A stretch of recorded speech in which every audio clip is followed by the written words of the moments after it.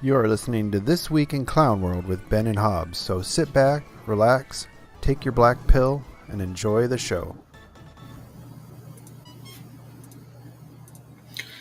Good evening, friends. It is once again time for This Week in Clown World with Ben and Hobbs. I'm Hobbs, he's Ben. You are in Clown World, and boy howdy, has it been a week.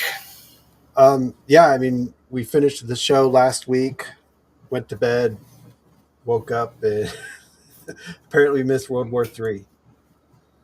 Yeah, something big is happening in the world. For starters, it seems like the Islamic Republic of Iran is about to join the dustbin of history. A Hmm. lot of stuff has been going on in there in the last couple of days, and other than on Twitter, I haven't seen very much about it in the news. Have you? No, they've had a blackout though. You can catch. I mean, not that I trust the mainstream media on anything, but you could say they're not doing much reporting because nobody really knows what's going on. Um, Yeah, the stuff coming out of there is just like a bunch of blurry videos on X.com. It seems like the situation's changing every time you go to see what's going on. I saw now they're saying that Iran's flipped a kill switch um, on all their documents and everything, so that they're not brought as war criminals. The internet's been shut off there. Elon has, his satellites in place, but yeah, it looks like it's going downhill for real this time. yeah. A couple of the things that I've noticed from watching Twitter and paying attention to what's going on in the wider scope of things.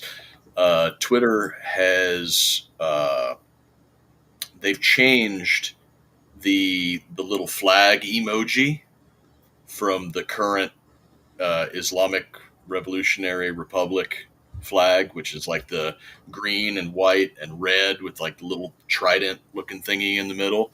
They've Mhm. changed it back to the previous flag, which is the green, white, and red with like the lion and the laurel wreaths around it and everything. In addition to that, some Iranian expats living in London stormed the Iranian embassy, pulled down the Islamic Republic flag, and put back up the Lion of Persia flag on the Yeah, Iranian embassy. it's a big deal. They've been shut off for 48 hours. I guess using they're using some technology they have to triangulate on Elon's on transmissions coming from Elon's satellites on the ground to Yeah, shut that down also. Um, yeah. They can't stop the signal as far as Starlink is concerned. no, you can fire it up, pick up your antenna, and move. But I saw some reports that they were trying to shut it down that way also. Yeah. Well, a lot of cell phones probably have ability to receive Starlink if it's got a sufficiently powerful enough antenna, or if it's a black market item that they can't triangulate.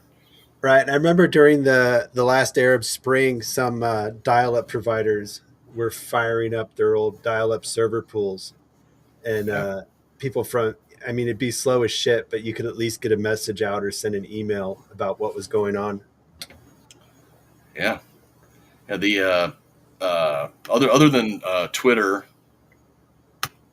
changing the logo and the Iranian embassy in London, you're also seeing videos of mass protests. One I saw said that over 1 million people are out in force over the span of 180 cities in Iran, and they're doing things like burning headscarves, burning pictures of the Ayatollah, uh, basically acts of civil disobedience. I saw there are violent clashes with security forces personnel. They the Ayatollah is poised to get on a plane and flee to Moscow, who has apparently given him some some sort of refuge should he need it. Um, Personally, I don't see why they would, but they have. Um, and the overwhelming response to this from our politicians has been surprisingly muted, considering the sort of hate boner that our politicians in general and the neocon Republicans in particular have for Iran. The fact that the Iranian Republic is collapsing in real time right now, you would think that the war whores like Lindsey Graham and all of the others like him would be celebrating right now. But I imagine that this happening is in their mind bad news because even though we know that a color revolution like this is almost certainly the work of Western intelligence, Mhm. at least to some degree. I mean, I have no doubt in my mind that CIA, MI6, Mossad, various other European intelligence agencies are the hands that lit the spark. But at the same time, I don't think it took a whole lot of effort on their part to get the party started. This isn't like a Maidan revolution in Ukraine where they had to have years and years of setup to get things going. People in Iran are fed up with the Islamic Republic, Revolutionary Republic, or whatever the hell it is that they call themselves. They're couched in this sort of like Marxist communist language, but Mhm. they've been fed up for a long time. And so I think that the reason that our neocons are not as jubilant over the news as you would expect them to be is because they would not want to see it happen in this sort of like organic or semi-organic. They would have wanted to actually like go to a war over this, or they wanted to keep the Islamic Republic around as a sort of wedge issue that they can campaign on. Yeah, I kind of think you've got it there. Make it a wedge issue, or be able to sell a bunch of new weapon systems because they have to go to war with Iran. The way it just kind of seemed like it just really happened kind of randomly. I was trying to keep track of. I didn't. It kind of surprised me that it got this far. I was trying to look and see what even kicked this off. We've talked about the water issues going on in Iran for what, a month now. We mentioned it. Mm-hmm. That's probably coming to a head. I think just the people are sick of having such a shitty country and nothing to show for it. And the funny things I've seen on Twitter was people, Iranians would chime up on Twitter or on Reddit, and immediately your leftist Redditors or progressive shitbag that might be on Twitter starts trying to compare the situation to America. And I mean, right away, the Iranians would shut it down. Like it is in no way similar. They're like, well, we're a theocracy here in America. It's like what? And it's so weird.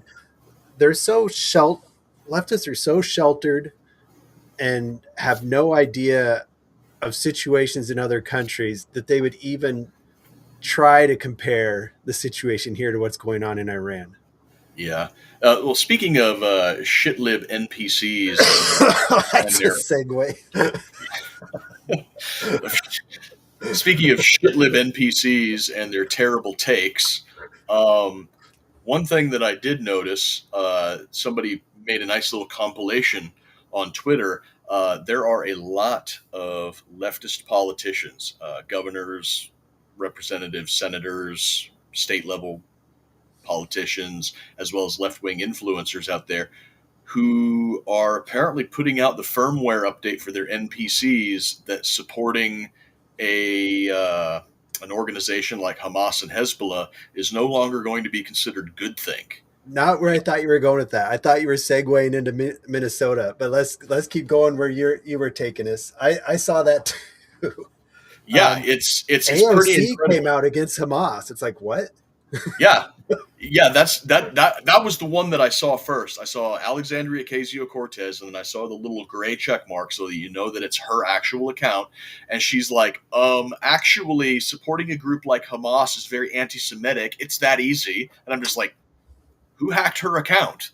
And then I was scrolling down, and then I saw, and I think I shared it into the group chat, but I was scrolling down, and I saw somebody had put together like a collage of like something like 12 or 14 different accounts that were saying something very similar. Well, then I wonder if that's linked into this Iranian data kill switch. Maybe they warned them,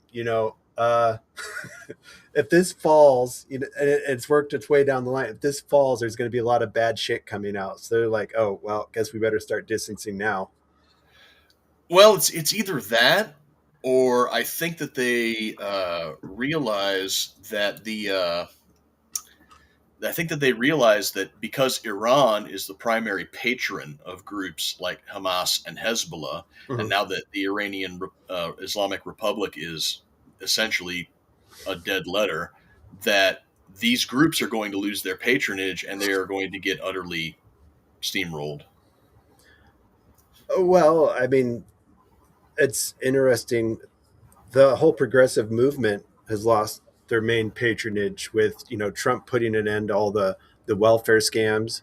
I mean, all that money getting dumped into daycares and whatnot just filtered its way back through into progressive causes. So Yeah, yeah. I mean, I want to put a lid on that for the moment. I just got sure. a text back.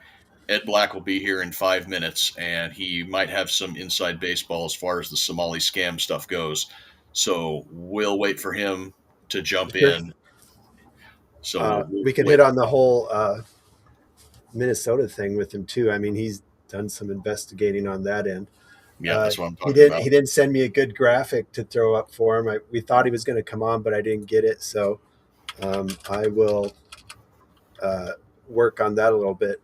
But yeah, back to Iran. I mean, it seems like we're still talking on it. So it seems this might be the real one, I guess. Yeah, yeah, and I, that's crazy. so what will that do to the whole region? I mean, at this point, is Israel the main overlord of that whole area now? It's Israel. It's Saudi Arabia. We know that Israel and Saudi Arabia have been kind of the opposite foils for Iran for different reasons. Mhm. One's Shiite, one's Sunni, and one's Jewish. So they've been kind of having this tripartite war between the three of them. Since Israel was founded in 1947. But now it's going to be looking probably, as far as like Middle Eastern things are concerned. I would put my money on an Arab coalition led by the Saudis as being the primary regional power, with Israel probably pivoting and positioning itself as more of a European aligned power. They are right there on the Med. They have a lot of things that they do cooperatively with Europe. And other than their territorial ambitions in places like southern Lebanon and the West Bank and all the other stuff that they're trying to expand, as far as their influence goes, I think they're probably going to shift focus to more Western now that their number one foe is on the back Yeah, foot. I mean, I'm surprised what it'll do to the whole region when we don't have a big bad anymore.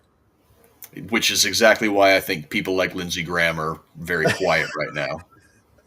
I think he was probably expecting that the Trump administration was going to do a black bag operation like they did to Maduro last week, and now that he's not able to get that, he's a little disappointed. Yeah, I mean, do we want to hit on Maduro a little bit before Ed gets here, or? Yeah, I think that'd be a good idea. So yeah, like we started at the beginning. What 20 was it? 20 operators now they've said,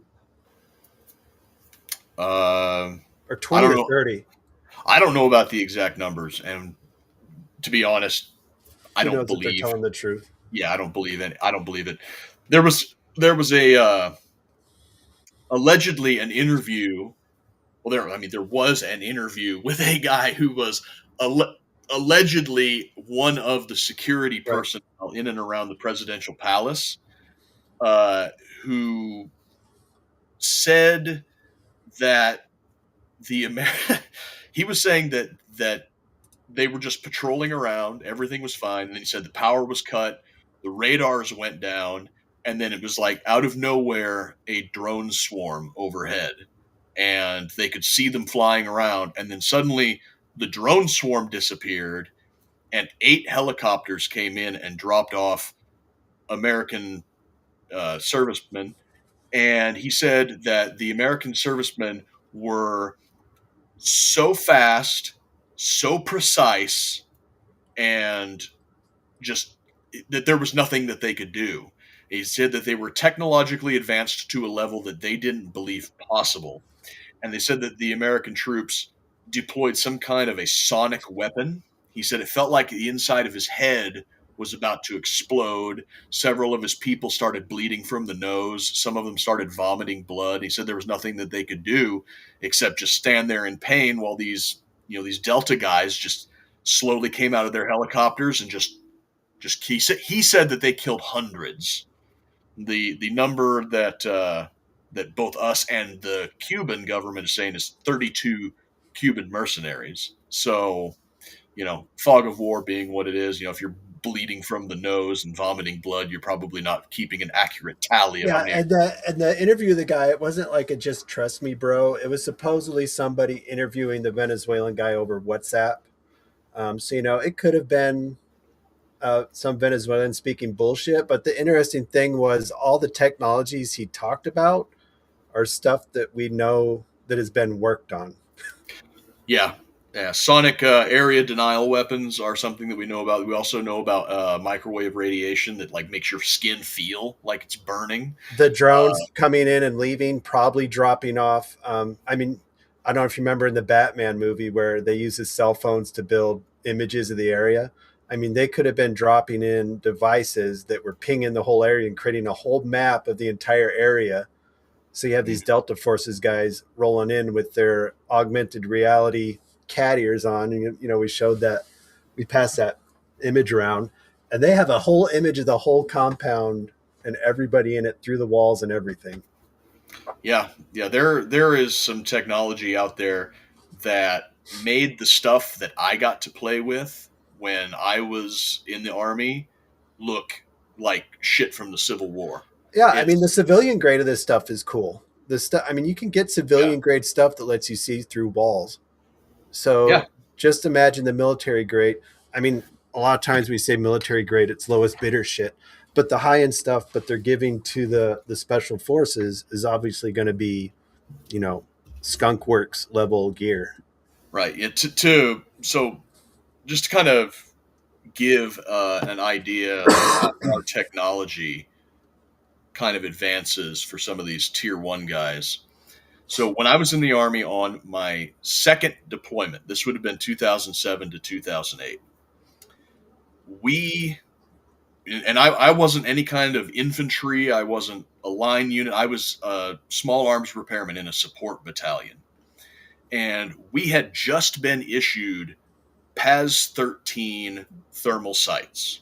Now, PAS 13 thermal sight is it's huge. It's like the size of a college regulation football or like a loaf of bread. It's absolutely massive, but it's a really cool thermal sight. You look through it, and it's black and white, and you can go like black hot or white hot. And hey, Ben, could you send the link to Ed through Signal? The link I sent him didn't work.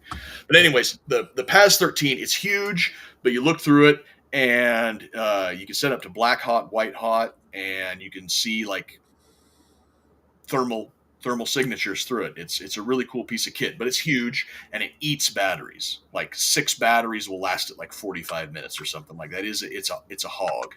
Right. Now at that time we had an ODA team, Green Berets, on our fob, and I did some work for them because I had some parts that they didn't want to order them and wait for them, and I had them on hand to fix some of their stuff. Mm-hmm. So they invited me onto their compound, and I fixed some of their stuff for them, and they showed me some of the cool toys they had. And one of them was a thermal sight. It had better resolution than the PAS 13. It was like watching a black and white television.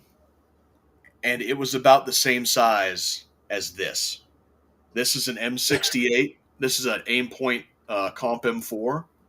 This thing is absolutely, it's big by modern red dot sights, but this had massively clear resolution on a thermal sight, and we were in the arms room, which was which was a vault. There was no light getting in or out, and he turned the lights off and gave me that thermal sight, and I could see everything. This was back in 2007. Imagine what they've got now. Yeah, and some people even speculated that maybe there were some non-human participants in that also, which would be an interesting development. I haven't heard anything of that, but are you talking about like some death claws or something? No, like some Tesla, some top of the line Tesla tech that hasn't been made public yet. I mean, anything's possible, but deploying the old killbots. Anything's possible, but I don't like to think about those sorts of things, because whether they're flying or humanoid and running, I think that drone warfare is lame and gay. That is my official position. And they've had an unlimited real life testing pool for drone warfare going on. I mean, how many years are we into this war in Ukraine now? Like 4. 4 years. They've had 4 years of unrestricted drone development at this point. We got Ed showing up here. Yeah, we got an echo. Yeah, we got an echo on you, Ed.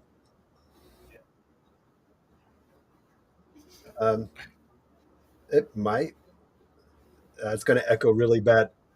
If you've got headphones, try and put those on. And for people just watching, we're not talking to ourselves. Ed is in the lobby, but we don't have him in here because he's echoed. Yeah, but anyways, as far as the Venezuela things go, there's a lot that's going on. Like we said, like we went over last week, between Russia no longer having an ally in the area, China no longer having access to that large pool of petroleum. It's the largest confirmed petroleum reserve in the world at something like 303 billion barrels of oil. It is heavy crude, and that's something that I need to kind of make a correction from last week. It's heavy sour, which I said both of these things are not desirable.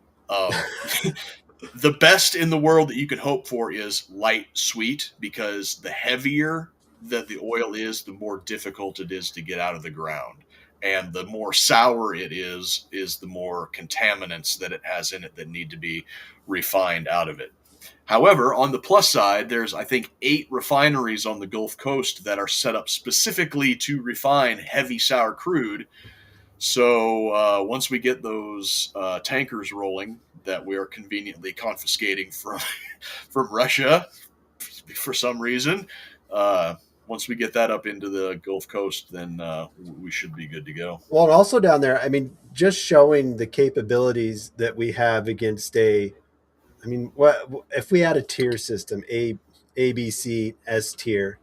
I mean, Venezuela would be they're not quite shit tier, are they? I mean, maybe a B tier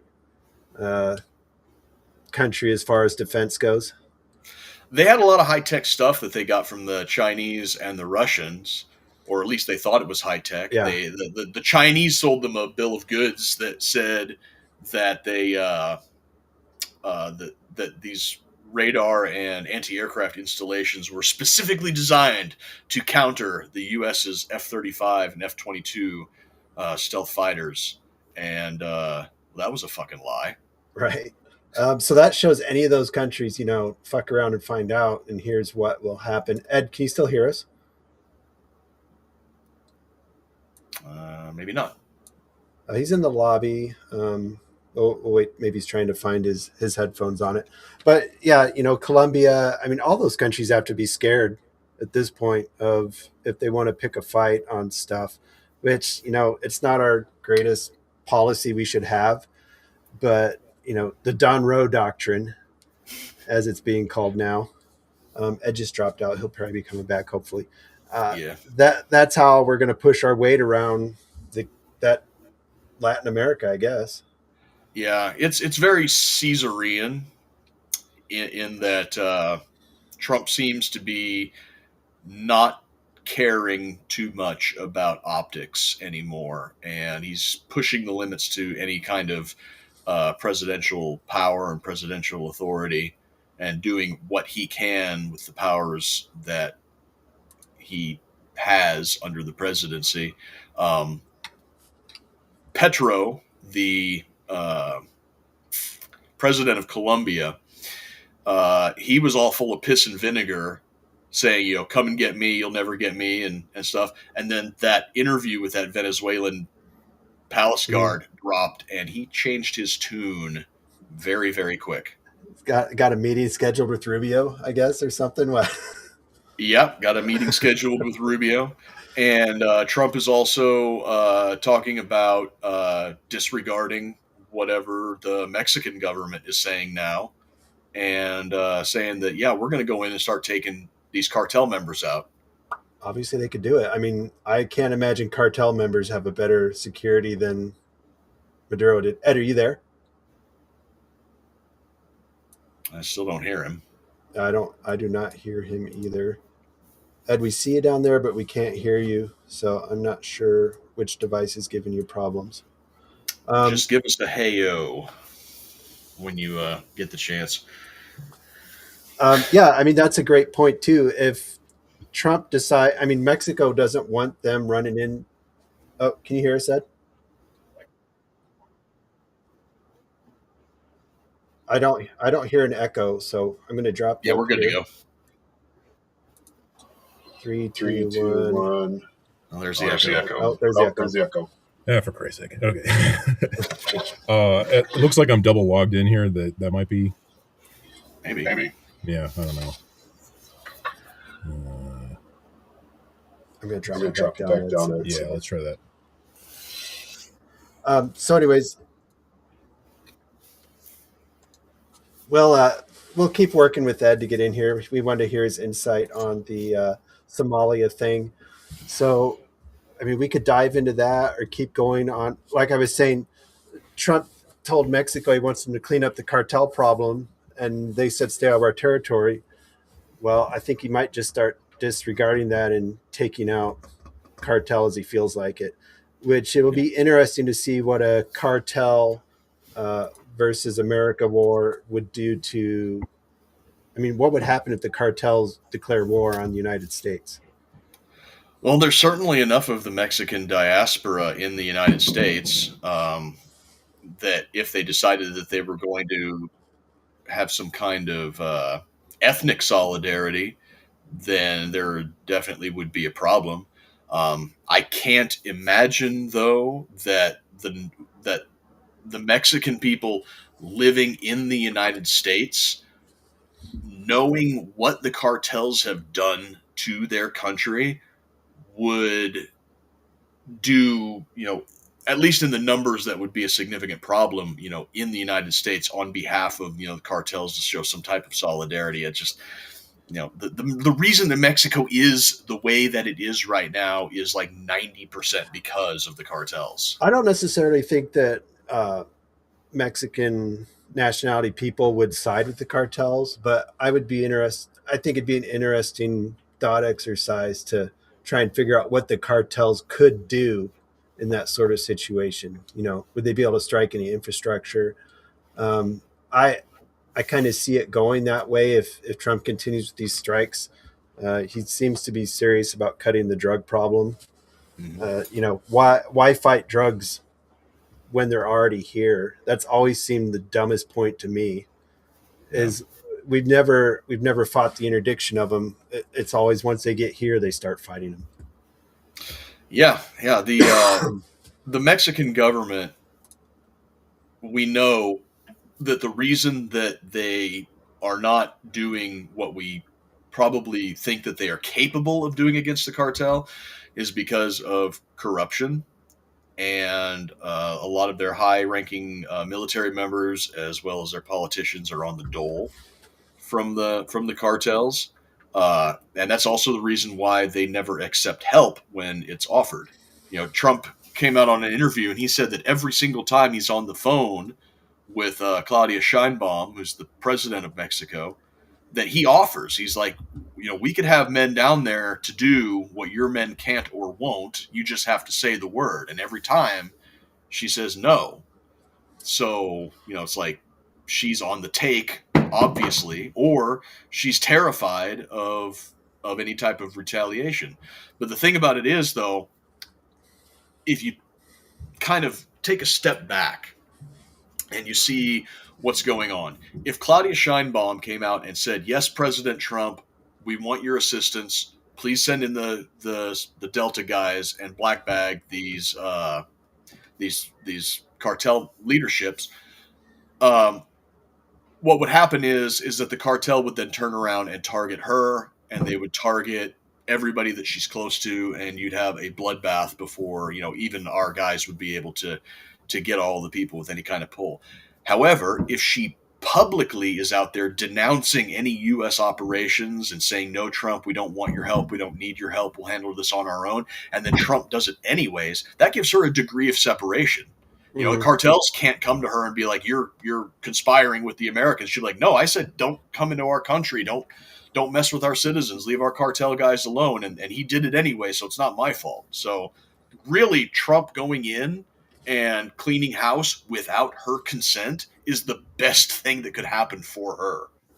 Yeah, Plains Prep Arrester would same point I brought up. You think us taking out a cartel resort and cartel attacks inside the U.S., or would they just wait for the next administration? I mean, good point.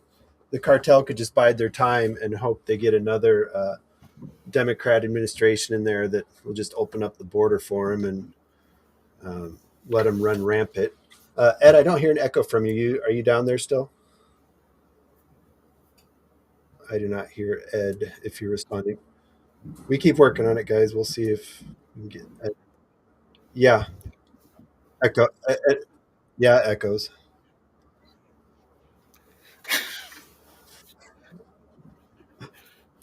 The U.S. government can see every corner of Maduro's presidential palace and take him in the middle of the night without a single casualty, but we can't get microphones to work. Yeah, we can't get microphones to work, even though no less than, 10 or 16 years ago, we were a huge threat to the government, supposedly. Yeah, allegedly. So, yeah, that's the South America situation. We'll see. I mean, it seems like Trump is all over the place working on stuff. I wish he'd just coordinate on one. Somebody lost in the plains. Imagine Mexico without cartels, tourist hotspot that would make the country billions upon billions in revenue. Yeah, it absolutely would. You'd have the tourist trade. You'd have I'm not going to say a real estate market that would open up because Mexico actually has laws that say that non-citizens can't buy real estate in Mexico. Go figure. Yeah, really. But yeah, the tourist trade would open up, business opportunity.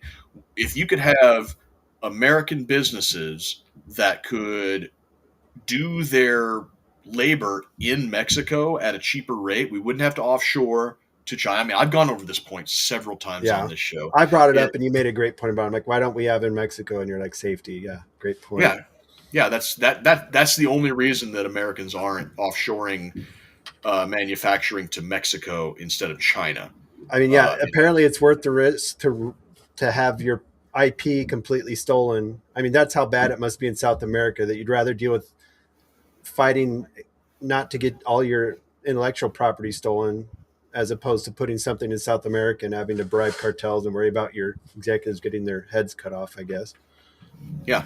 If you got rid of the cartels, you could do auto manufacturing. You could do all sorts of manufacturing down in Mexico. You'd have a cheaper labor pool. You'd have a more culturally compatible workforce. And with jobs and money flowing into Mexico, that means that those people would stay there for those opportunities rather than come north into our country. So it would be killing several birds with a single stone. Yeah, I'd love to. I mean, I have some money once in a while to travel. I'd love to visit South America, but everything you see builds it out as kind of sketchy. I mean, maybe going to let's see, Ed's back down here. You got the echo fixed, Ed? I'll just Got- leave him unmuted. Maybe we'll hear from him. I'd love to hit down to South America, but you got to pick and choose what areas you go to, which country you pick. Bukele's country maybe El would be a good Salvador, one. El Salvador, Argentina, maybe in a Argentina. lot of places would be okay. I We hear you. hear you, and I don't hear an echo.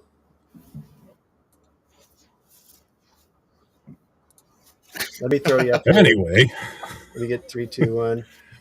Ladies and gentlemen, we have Ed Black of I Survived the hey, Kali Yuga. how's Yeah. it going, everyone?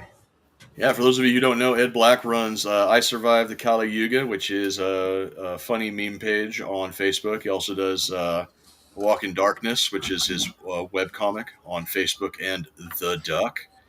Maybe we could put a link down in the bottom or something. I don't know. I appreciate it. You're also a Chicago area based private investigator, which is why I wanted to get you on, because you might know a little something about what's going on with the Somali scamming. Yeah, so um, I'm trying to figure out exactly how much I can tell you on this broadcast. Unfortunately, I'm still under a lot of these ongoing investigations, so there's only so much I can tell you. But Sure. the gist of it is, for the last 5 years or so, I started doing this at the end of 2019, thereabouts, and we've been kind of coordinating with the federal government through various law enforcement agencies and federal agencies on how to tackle the myriad fraud that goes through these departments. And we discovered, particularly in the upper Midwest where I'm located, that it's pretty heavily saturated. There's a lot of outgoing funds that get funneled through various channels, and they end up overseas, or they end up in the pockets of the Somalis was a big one. I was involved in some of the Somali investigations, actually a good chunk of them, relating to one of the agencies. There's a bunch of stuff that we're kind of we can't really get into the weeds with. One of my colleagues was directly involved in the investigations of the autism clinics that were part of the Medicaid fraud. And then there's a bunch of other stuff I'm not exactly at liberty to discuss, but it's been ongoing for a number of years, and we're just kind of now seeing the full effects of it, and it's actually pretty cool to watch. Leaning back and watching the vice president kind of name drop us and the task forces we're on, like, oh, okay. All right. So you said that this has kind of been the culmination of a 5-year process. W- so 5 years ago was actually the beginning of the Brandon administration. Yeah. Are these two things connected, or is this just something that was coincidental? I think during that entire time, they didn't quite really know what was happening. That administration was very much, the chicken with its head cut off, running around and not really having any concept of what was going on at lower echelons. The Biden administration, I kind of liken it to just, if you were in like ancient Byzantium after the Ottomans took over, like all the high ups and the viziers and whatnot were just basically looting the palace, trying to take whatever they could while the other regime changed. It's kind of basically what was happening there. So a lot of the upper tier government stuff, nobody knew what the fuck was going on, and it was just basically chaotic. I know in the lower levels where we're kind of at street level investigations, we were basically just get your reports in, do the investigations, get the work, see if it gets kicked up the chain, someday. A lot of those went to court. A lot of those got shut down by the state's attorney. I know I had a bunch of cases that I worked in Chicago that the attorneys just didn't want to pick up. They were like, we're not going to tackle this. This isn't worth our time. So it was very Sisyphean for a number of years. And then the administration changed over, and on all of a sudden, the handcuffs came off, and like we were just like stacking these cases left and right. And it was kind of nuts, like how much we were getting done in such a short amount of time. And it's kind of finally all paid off, and it's neat to watch, because for a long time I was just kind of like collecting a paycheck, basically. I was like, well, I'll show you what's wrong. You're probably not going to do anything about it, but here it is. You can do what you want with it. Yeah, there's a. I'm gonna see if I can't find it again. I shared it into the group chat, but there's a guy who is running an online Uh, there it is, right there. So he's running a kind of an online, open source, decentralized spreadsheet for whistleblowers to make a claim, and then apparently somebody is funding this, because I'll just read out what I've got here. So he calls it Somali Scan, and he said they've awarded a combined $37,250 in grants and bounties to American patriots, build a 110 million row SQL database queryable on the site that covers government spending and fraud, helped 2 government agencies take action against fraud, reached over 30 million people on X with site impressions, sponsored the first lawsuit that demands accountability for citizens, and uncovered an estimated 400 billion in fraud so far. Yep. Says we have a long way to go before the database is completely populated and citizens are able to hold everyone accountable. Overwhelming support from the beginning tells me that this fight will be a long one. None of it is possible without support from all of you, so from the bottom of my heart, thank you. This project is bigger than me, and it always has been. By working together, I think we can fix America's issues and save our birthright. So this is, he says Somali Scan. I'm not seeing a link on here, but I'm sure that if you go into Google and look for it, you'll be able to find it. But yeah, it's a spreadsheet. It sounds like 110 million part SQL spreadsheet for the fraud, and they've uncovered 400 billion in fraud so far. So we're really just seeing the tip of the iceberg as far as how much these people have grafted off of the country. And one thing that I keep seeing coming up in the online right space is how on earth did these retard adjacent 68 IQ foreigners who don't speak our language, how did they figure this system out? And the only thing that I can think of is they didn't. They were pointed in the right direction by NGOs and like you said, the viziers within the system who were eager to loot the palace, and it was only through their complete lack of impulse control that they were caught. Yeah, pretty much. A lot of the street level fraud that I was seeing had to do with small business owners in particular. And you get these little insular communities, and like one of those guys has a good idea, and then he brings in one guy, and then it just kind of snowballs from there. They bring in their family members, they bring in everything, and sooner or later you've got these entire operations that are basically kept in house through a family or whatever, or a clan in this case. And it just gets bigger and bigger and bigger based on that, because they think like, oh yeah, the more the merrier. We get more people and we're getting more funding. It's everybody's getting richer. And I was wondering. No, go ahead. So what you've seen, and I brought up here, do some of these Somalis not even realize what they're doing is fraud? I mean, do they just come over here and not realize they shouldn't be doing that? Not that I'm trying to offend them. I'm just curious if anything you've seen. So one thing I have noticed about just the Pan-Indian Ocean in general, that entire region of the planet, there's a cultural norm which is basically, if I trick you, that means I'm smart. And that's kind of like the attitude versus, the Western attitude, which is like, oh, that's a moral failing on my part. I'm a trickster, and I've fucked somebody over in the process. They kind of see it as basically like, I pulled one over on you and it's your fault. So they don't really feel bad about it. They basically just kind of, they do their thing. They got away with it, and they're going to do it again if they can keep getting away with it. And so, like, they got caught. They're kind of, every single one of them, when you call them out on it, they get this deer in their headlights look like, oh fuck, I wasn't supposed to get caught. And none of them really have the concept of like, wait, this could have happened. I could have gotten caught doing this. They basically just assumed that like, well, this was happening the entire time. I thought it was just like this. And all the people that were doing this before me, they told me it would be no problem. So how am I all of a sudden in trouble? Like they just don't get it. It's like, I tricked you. I'm smarter than you. You weren't supposed to catch me because I'm smarter than you. Exactly. Yeah. And it was like clockwork. They all pretty much react in a pretty uniform way of just like, they don't really know what to do with it. They're just like, oh, I didn't plan for this contingency, you know. Yeah, At least, you know, the other stuff I was doing outside of the Somali communities, a lot of those guys with the fraud, and half of my job is basically I'm looking at data sets, and I'm looking at numbers coming in, and I'm looking at like the back end of funds coming in and exactly how much of these organizations and businesses and whatnot are pulling in monthly.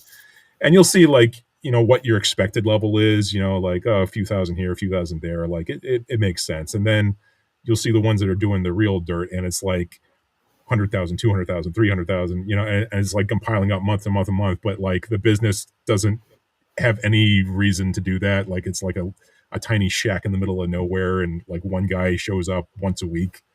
It's very just like, okay, what is this going on here? So it's been like that throughout most of the upper Midwest that I've seen, but it's particularly bad in the Somali communities because they don't even try to hide it. They basically just kind of, you know, they have their shitty signs up there misspelled, and yeah, I remember doing some work up there up in the Twin Cities, and I saw that like Leering Center, and I was like, are you fucking serious?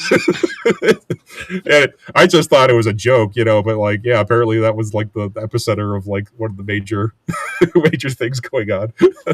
So why is Minnesota the main one where they're bringing all this to light? Just because it has the most Somalians, and that's what their grift was, right? Yeah, I mean that was probably one of the more obvious ones. I mean, it's happening everywhere. I can tell you just from my end of things. Chicago's always been really bad. Milwaukee's always been really bad. Madison, basically everywhere in the upper Midwest. But the Twin Cities is kind of unique in that it's bad, but the people are also kind of retarded. So they'll do these kind of fraud operations, and then they'll just do it very sloppily because they don't think that they have to, you know, be sly about it. They're just kind of like, oh yeah, you know, it's fine. It's, you know, the governor is the governor is going to run cover for us anyway because we're their constituents. So why the fuck would we, you know, not be sloppy about it?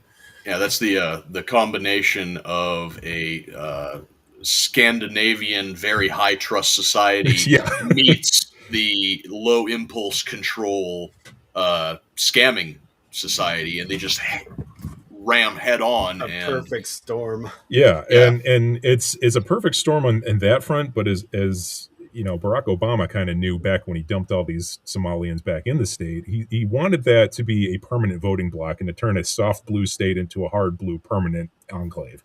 And he did that very well. And he knew exactly what he was doing because he had all those connections in Kenya. And, you know, Kenya is adjacent to all these other places like Eritrea and, you know, Somalia. And so you had all these, you know, disparate tribes and groups coming over here en masse. We weren't really vetting them because he was just kind of like, yeah, just send them all in here. They're refugees. And he wanted that place to be permanently deadlocked in that voting block because he knew from firsthand experience, he knew that they vote as a unit. There's no like variety in how they vote. They basically vote along their line of like their elders are going to tell them to do this. So then they vote that way. And if, you know, you got guys like Tim Walz are like, oh shucks, you know, in public, but like in the back channels, he's basically like, okay, I will scratch your back and I will turn a blind eye to all the bullshit you're doing. You don't even have to like run, you know, do it on the slide. You could just basically do whatever. I'm not going to call you out on it. And you bring as many guys as you can in here, change the demographics, and make sure you vote blue next election. And he got elected twice. And he was going to get elected the third time, probably, if he hadn't been caught. Yeah, undoubtedly. The kind of where that things fell apart a little bit was in the mayor's race. You know, they brought in all of these disparate tribes from that area without having a full appreciation of exactly just how tribal these people can be. They had one Somali guy running against incumbent Jacob Fry, and a lot of the other Somalis voted against him for Jacob Fry because the Somali guy was the wrong kind of Somali. Yep. And you can imagine that now that I look at it in retrospect, and, you know, when the story came out that the Somalis overwhelmingly supported Fry over this Somali guy based on tribal lines, it was just like a funny eye roll, like, oh yeah, those Somalis and their tribal ways. But now that this fraud story is coming out, you can almost imagine that the Somali diaspora as a whole voted for Jacob Fry over this other guy because they knew that if this other guy got into power, their gravy train would probably come to a halt, because he would then funnel all of the fraud into his tribal cohort rather than the larger Somali cohort. Oh yeah, absolutely. And as long as Walls was getting a taste of it, he didn't give a shit. He was basically like, yeah, I get my piece, and Omar gets her piece, and everybody else kind of like just divvies it up amongst themselves, and we turn a blind eye to it. I have money that had to be flowing to NGOs to get passed around to politicians just had to be amazing there.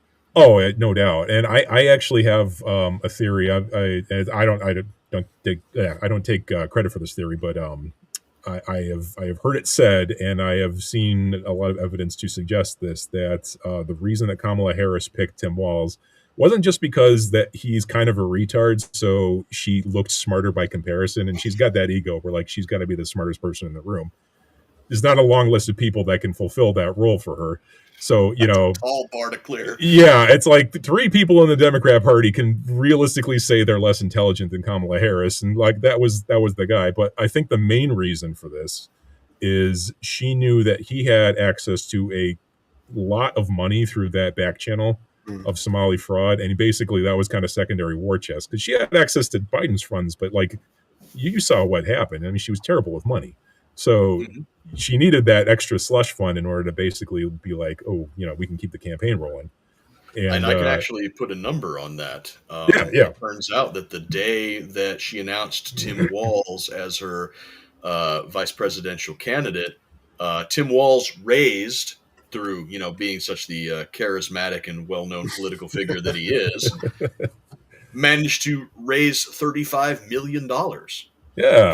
For the cause. $35 million in wayward EBT and Medicaid funds that just mysteriously ended up in an NGO and then back in his pocket. Yep. It's one day it broke records. It broke records for single day raising of funds when all this money rolled into the Kamala Harris campaign when she announced Tim Walz. It was literally a record, and so that just goes to prove that from top to bottom, none of these people had any impulse control or concern for optics, because you could look at that and be like, what? Something's fucky here. Yeah. Well, I mean, what you think that when you control all the institutions that are investigating these things, and you're the one that's basically like having the whistleblowers come to you, and you're just basically telling them to fuck off, like you kind of figure that it doesn't matter how many investigators come up with this stuff, nobody's going to catch you. And then some fucking Zoomer shows up with a camera and just ruins your entire life. I saw a tweet today from Nick Shirley. It was an aerial view of one of the riots going on in Minneapolis right now, and he said, "Who would have thought that the domino effect went from Quality Leering Center to this?" I was just going to mention that how that domino effect came to. I mean, I think the drone footage I saw was from LA, but the protests in LA were just sad. How big was the one in Minnesota? The picture that I saw, it was the streets were packed. It was big. And what's going on in Minnesota right now with that woman getting shot, it's probably not going to get better anytime soon. Yeah, for context, I was actually there on assignment the day the Summer of Love kicked off. I could see the fires from my hotel room. I was like, I should probably go home. Wow. So it was me and a couple other guys there, and I was the team lead, and I had to say to the guys, I don't see it getting to that point though. I mean, there's so many comments that could be made about that lady getting shot and hot takes, but what a dumb. I don't agree with him shooting her, but what a dumb thing that she decided to die for a bunch of people that really don't give a shit about her. Oh yeah. Well, the videos that you see from a lot of different angles, but there is one video from kind of off of the passenger side front where you see how hard he gets hit. He did get nailed. He got hit pretty hard, and so to me, it's plausible that he was pointing his gun at her with his finger on the trigger and got hit, and just a sympathetic, nervous reaction pulled the trigger, So, there's a lot of stuff that needs to be unpacked, but unfortunately, there's a lot of people that are going to look at it and say that it was an unjustified murder, and there are a lot of people that are going to look at it and say that it was a clean shoot, no matter what the details are, and they are not going to change their opinion no matter what evidence comes out. Yeah, and they're astroturfing this entire thing specifically because Walz is in hot water, and he is about a pubic hair's length away from getting, you know, a resignation demand, and this is the perfect cover for him. It's basically key jangling, and you know, give it another week, and that'll probably change back. You know, the attention span of the news cycle is so dramatically low these days. It's just kind of like, yeah, if he fucks up even once, like, he's going to be back in the news cycle, and he's going to do it again because he's, you know, he's Tim Walz. Yeah, I figure. I mean, recasting George Floyd as a fat white lesbian just did not have the ratings draw. Georgia Floyd, yeah, did not work. Yeah, that was one thing that I saw today was that somebody on Twitter had said that the lack of a response from so-called allies around this woman getting killed has got to be one of the most blackpilling events for the modern left, because George Floyd, you know, ODs on fentanyl and the entire country burns for a summer. Yeah. Some virtue signaling lesbian eats a bullet, and not only are the people who she was allegedly, you know, on the side of not showing up en masse to protest, a lot of them are mocking her. I don't think she even wanted to be there. I think that bull dyke of a wife she had dragged her out there. And yeah, I mean, you can see from the video, the lady was just kind of passively in the vehicle, you know, and her husband or wife or whatever she technically was out there goading the cops on. I mean, and if you flip that situation, what male husband would drag his wife into a situation like that? I mean, from anywhere but Portland, I don't know, but yeah. Funny you should mention Portland. Segue. One more news article before we close out for the night. There was another officer-involved shooting in Portland. Oh, of course. In case you guys hadn't heard about that. That one dove in the standings quickly, though. Oh, yeah. So apparently there was some this wasn't ICE, this was Border Patrol, which, you know, I see as a distinction without a difference. But it was Border Patrol, and they were trying to arrest a man and a woman in a vehicle. Both of them were illegal aliens from Venezuela. Initially, a married couple out for a drive. Yes, that was what we were told initially. In reality, it was a human trafficker and his hoe. And they resisted arrest. They got shot.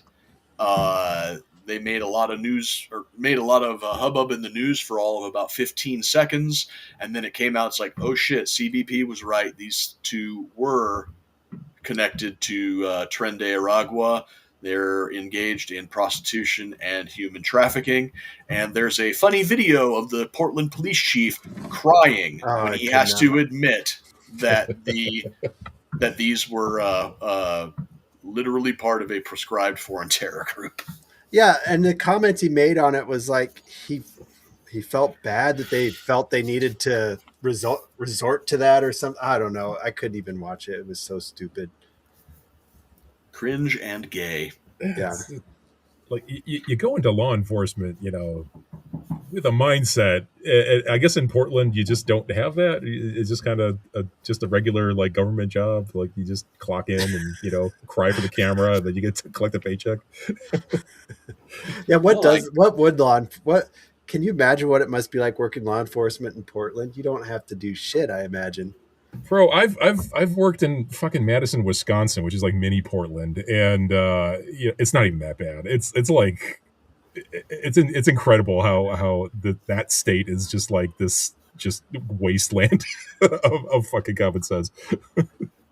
Yeah, it's unreal. You know, I imagine that when the city council or the mayor's office or you know, whoever it is that's in charge of hiring and promoting people within these municipal police departments, they're probably actively looking for like an activist with a gender studies degree. I was surprised it was a white man, personally. He's probably castrati, so they tick the Yeah. boxes. If he's out there crying over a couple of TDA members taking a bullet, then he's probably keeps his balls in his wife's boyfriend's purse. But yeah, I mean, there've been I saw some protests are kicking off in Portland, and a couple other cities. I mean, they're just nothing like it was the last time they tried to pull this. I don't think Well, it's it's going to have the cold. legs. Yeah, it's cold. It's not going to have the legs to keep going because they don't have their allies out there. How are you going to get a bunch of? I don't know if you saw the video of it. The white lady that was out at the protest in Minneapolis, and she's like, I don't even know if I should even be out here because she had a lot of white privilege. So it's like she didn't even know if she should show up for the protest just because of all the white privilege the victim had. Yeah, there's that was another unironic thing that I've been seeing on social media is people are posting this woman's picture, posting her name, and saying like say her name, and rest in power, and then people are in the comments clapping back like say her name and rest in power are for black martyrs. Thank you very much. I saw that one. It's unreal. And then our buddy Trevor, I think it was Trevor I saw, he posted something that said that the good thing about such as can be good about somebody dying, but it's like the good thing about this woman being killed is that it completely dismantles the idea in the leftist mind of white privilege. And he posted this above a meme that was like, being white doesn't save you or something like that. It's like, it's not because you're white, it's because you're a communist. Right. Has the national pussy pass system finally expired? I just don't think. Yeah, there's just not a lot that the groups that rioted last time. There is nothing that they could relate to with this lady. I mean, I don't know why they expected they'd turn out. Well, I mean, the really cynical way to view it is last time they were just very well funded, and this time their entire apparatus of funding got cut off That's like possible, last too. year. So, I mean, like, you're not being paid enough to care at this point. So it's kind of like There they was can some ask return for a video, little bit. there was some video they interviewed a protester, and they're like, "How are you out here? I mean, do you have a job?" And they're like, "What do you mean? I'm getting paid for this." And then Yeah. they like pulled him away, like, "Nope, not supposed to say that." The rest of the Shut up. yeah.